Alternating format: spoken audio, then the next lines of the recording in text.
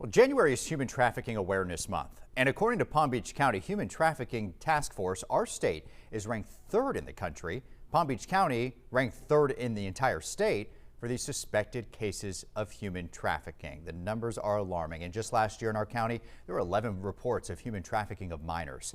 According to the Department of Children and Family Services, 9 of those calls were sex trafficking, while 2 were labor. Joining me this morning live to talk more about ways to identify and also help in these cases, the president of the Human Trafficking Coalition of the Palm Beaches, Laura Cusack. Thank you so much for joining us live this morning, Laura. Now, first I want to ask, really, who is at risk of being a victim of human trafficking? What is that typical profile, if there even is one? It's hard to name a typical profile because this issue can be so vast and diverse, but typically we will see in many cases, young children, youth.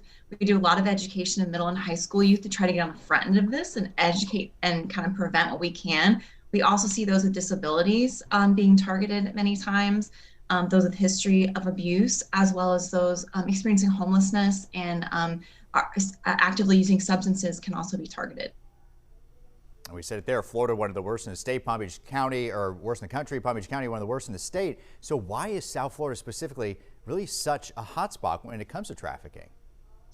We have a lot of different industries here, especially in Palm Beach County. You've got the agricultural industry out in our western community, so there's a lot of seasonal workers coming to our area that can be definitely very vulnerable for labor trafficking. We also have a lot of tourism, people coming down here, on vacation, a very transient population, a lot of people coming and going. It's hard to really tell who kind of belongs here and who doesn't, who's maybe being moved around by traffickers.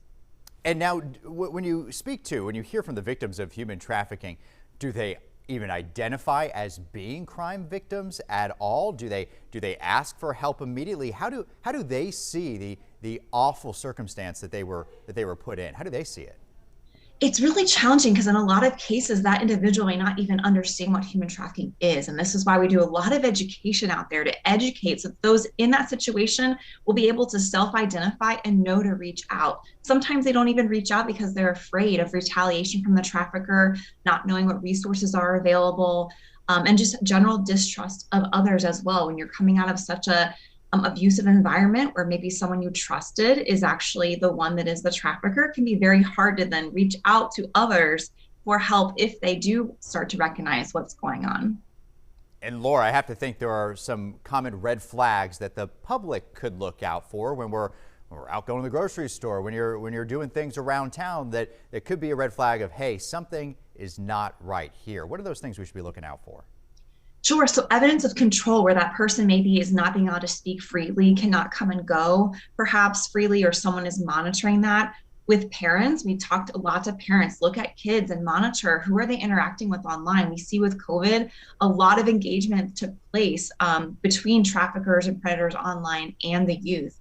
And then noticing any changes in behavior maybe in the child in your home. Are they acting out more? Are grades not doing as well? Yes, this could be due to other factors. When you look at some of these other indicators, it could also be someone online maybe interacting with them, especially if they're receiving gifts and items that you didn't buy for them. Is someone sending them those gifts to try to groom them and recruit them into human trafficking? Those can all be key indicators, especially when we're looking at youth as well. And of course, online social media has really changed the game and made this all even more of a concern. Now, I understand you have a 5K coming up. Give us all the details on that, how folks can sign up to be a part of it. Yes, we're so excited. This is Human Trafficking Awareness Month. So to end it, we're doing a virtual 5K this year, hosted in partnership with our task force. So you can participate anywhere this coming weekend. You can sign up online at www.htcpb.org. Just go to the events tab and scroll down, you'll see 5K.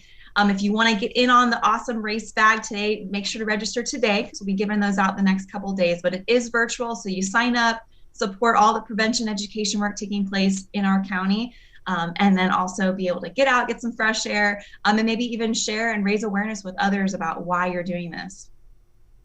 Such an important topic to get that message out there, and this month is the month we're going to do it. Laura, thank you so much for joining us live this morning. If you at home would like to learn any additional information about human trafficking, maybe you're just even hearing the term for the first time, or suspect that maybe you know someone who is a victim, you can always reach out to humantraffickinghotline.org, or you could call the hotline directly, 888-373-7888.